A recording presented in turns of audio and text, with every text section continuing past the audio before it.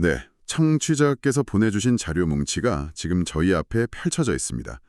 재외동포청의 공식 업무보고, 또 국회 법안 원문도 있고요. 네, 빼곡한 여론조사 데이터에 그리고 이게 아주 흥미롭죠. 온라인 커뮤니티의 토론 내용까지. 맞습니다. 이 모든 자료가 딱 한 가지 주제를 가리키고 있습니다. 바로 700만 재외동포 사회의 오랜 수건 복수국적 문제입니다.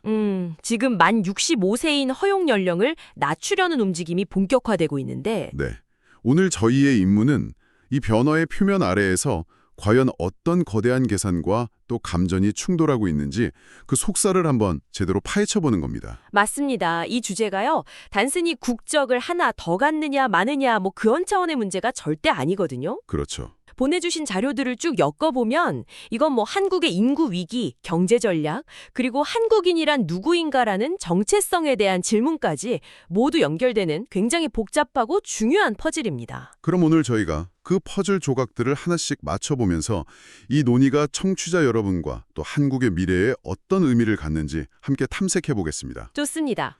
좋습니다. 그럼 가장 표면적인 변화, 숫자부터 시작해보죠.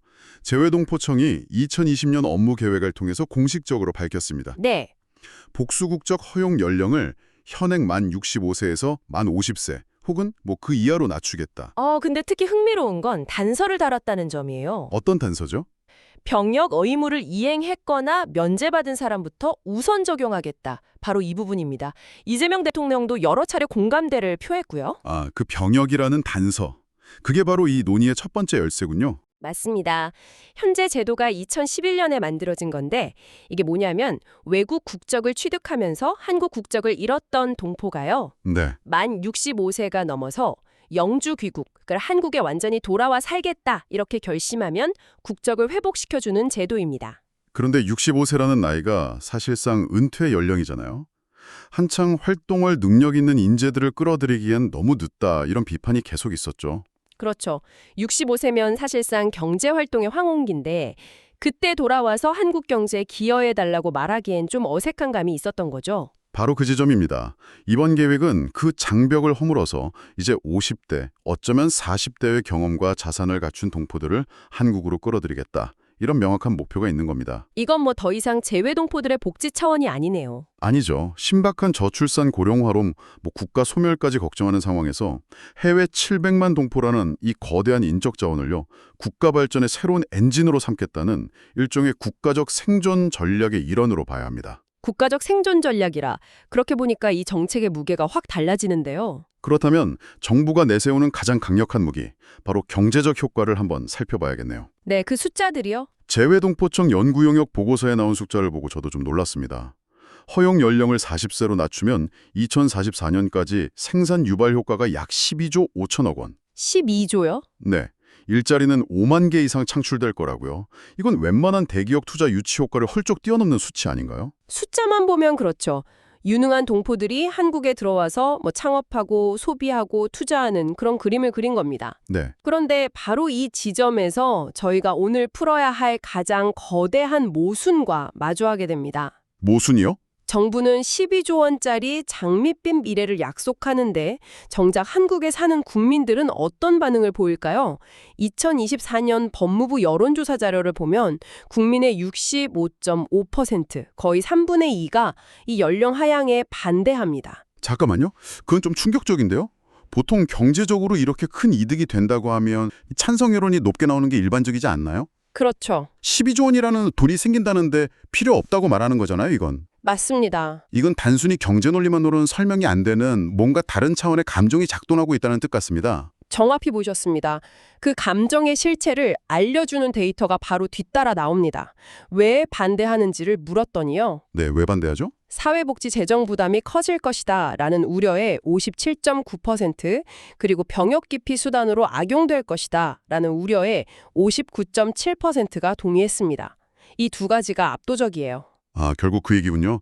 의무는 다하지 않고 권리만 챙기려 할 것이다. 바로 그거죠. 특히 건강보험 같은 복지 혜택은 누리면서 정작 가장 신성시대는 병역이나 납세 의무는 교묘히 피해갈 거라는 그런 불신이 깊게 깔려 있는 거네요. 맞습니다. 그리고 이건 뭐 단순한 편견이라고 치부하기 어려운 한국 사회의 정체성과 깊게 관련된 문제입니다. 정체성이요? 네, 함께 보내주신 국회 입법조사처 자료를 보면 아주 흥미로운 대목이 있는데 한국인에게 한국인의 정체성을 구성하는 가장 중요한 요소가 뭐냐고 물었을 때 한국 국적을 꼽은 비율이 압도적으로 높습니다. 아, 혈통이나 언어보다도요. 네, 훨씬 중요하게 생각하는 거죠. 법적 테두리를요. 심지어 자진해서 외국 국적을 취득하면 한국 국적을 자동으로 박탈해야 한다는 응답도 과반이 넘습니다. 하지만 의무 없는 권리라는 비판은 조금 과한 측면도 있지 않을까요? 이분들도 어쨌든 해외에서 그 사회의 구성원으로서 세금을 내고 기여하며 살아온 사람들인데 마치 아무것도 안 하다가 혜택만 받으러 오는 체리피커처럼 보는 건 좀 억울한 시선일 수도 있겠다는 생각도 듭니다. 충분히 그렇게 볼 수 있습니다. 그래서 이 논의가 어려운 겁니다. 정부의 거시적인 경제 논리랑 국민 개개인이 느끼는 공정성과 정의에 대한 감정이 정면으로 충돌하고 있는 거죠. 한쪽은 국가의 미래를 보고 다른 한쪽은 내가 감당해야 할지도 모르는 부담과 박탈감을 보는 거군요. 네, 정확합니다. 정부의 계획과 국민 여론의 이 거대한 간극도 흥미롭지만 저는 보내주신 자료 중에 온라인 커뮤니티의 토론 내용이 정말 날 것 그대로라 시선을 확 사로잡았습니다. 아, 그 글들이요? 저도 아주 재밌게 봤습니다. 여기서 사람들은 병역이나 건강보험보다 훨씬 더 현실적인 문제를 걸고 넘어지더군요. 바로 세금, 그중에서도 상속세였습니다. 네, 상속세. 어떤 분은 이런 표현까지 썼어요. 이거 해외 재산까지 긁어모으려는 정부의 고도의 세금 낚시다. 바로 그 세금 낚시라는 표현이 이 논의의 핵심을 꿰뚫고 있습니다. 그리고 가장 복잡하고 현실적인 부분이기도 하죠. 네. 이 문제를 이해하려면 국적이라는 개념과 세법상 거주자라는 개념이 완전히 다르다는 걸 먼저 알아야 합니다. 국적을 회복하는 것과 세법상 거주자가 되는 것, 이게 어떻게 다른 건가요? 한번 쉽게 풀어두시죠. 우선 현행법상 복수국적은 영주 귀국을 전제로 한다고 말씀드렸잖아요. 네, 한국에 완전히 들어와 사는 것. 그렇죠. 이제부터는 생활의 근거지를 완전히 한국으로 옮겨 살겠습니다. 라는 약속이죠.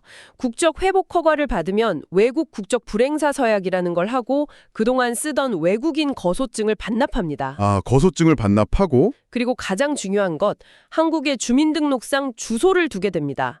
해외에 살 때 임시로 머물던 거소가 아니라 진짜 내 집 주소를 등록하는 겁니다. 아, 주소를 등록한다. 그게 결정적인 차이군요. 네, 바로 그 주소가 세법의 영역으로 넘어가는 스위치가 됩니다. 스위치요? 한국 세법은 국적과 상관없이 국내에 주소를 두거나 1년에 183일 이상 머무는 거소를 둔 사람을 거주자로 봅니다. 네.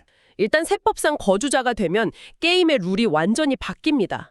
한국 안의 재산뿐만 아니라 전 세계에 흩어져 있는 모든 재산. 전 세계요? 네, 즉 미국에 있는 집, 스위스 은행의 예금까지 전부 한국의 과세 대상에 포함될 수 있습니다.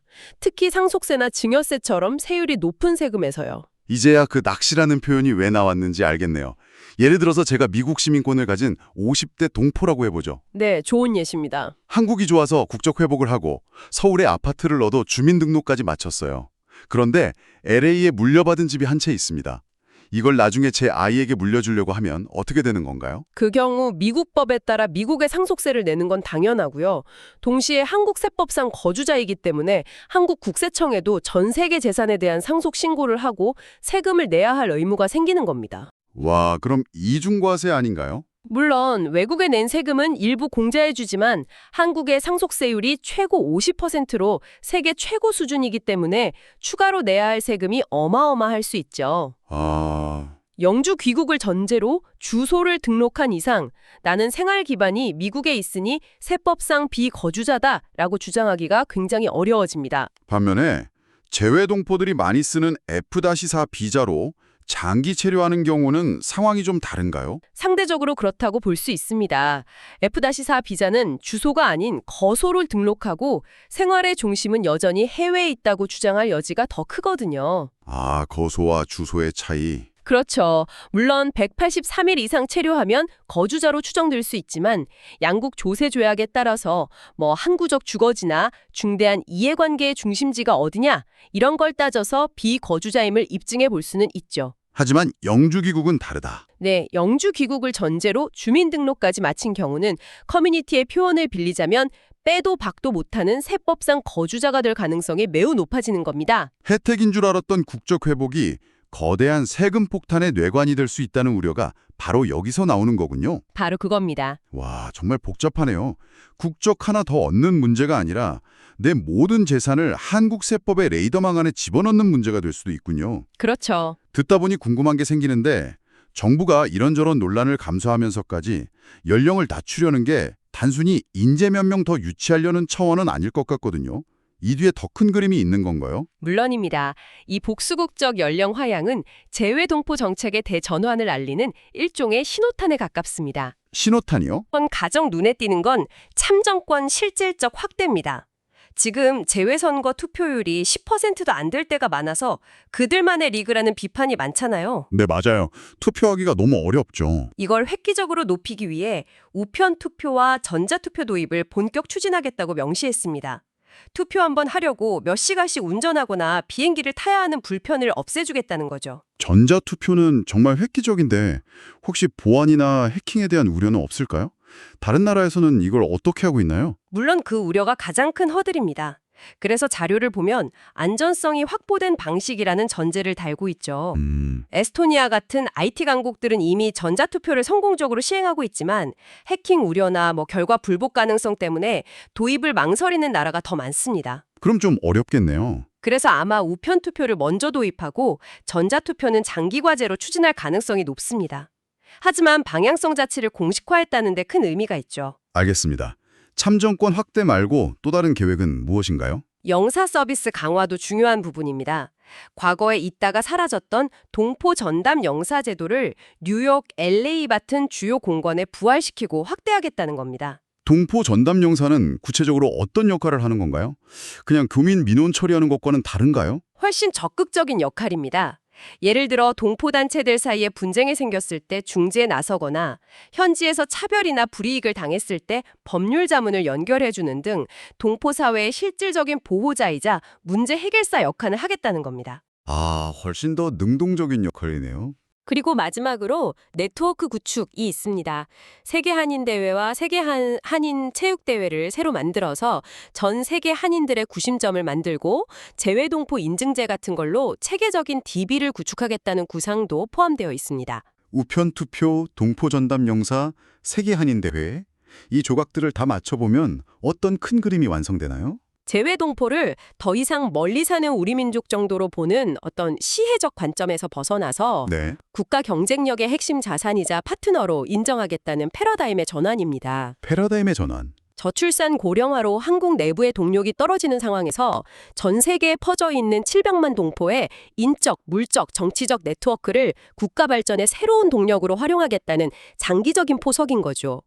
복수국적 연령 하향은 그 거대한 계획의 문을 여는 열쇠인 셈입니다. 오늘 우리는 복수국적 허용 연령 하향이라는 하나의 이슈에서 출발해서 정부의 12조 원짜리 경제청사진과 국민들의 깊은 불신, 그리고 당사자들의 복잡한 세금 계산서까지 정말 여러 층위를 깊게 들여다봤습니다. 네, 이 모든 논의는 결국 하나의 질문으로 모아집니다.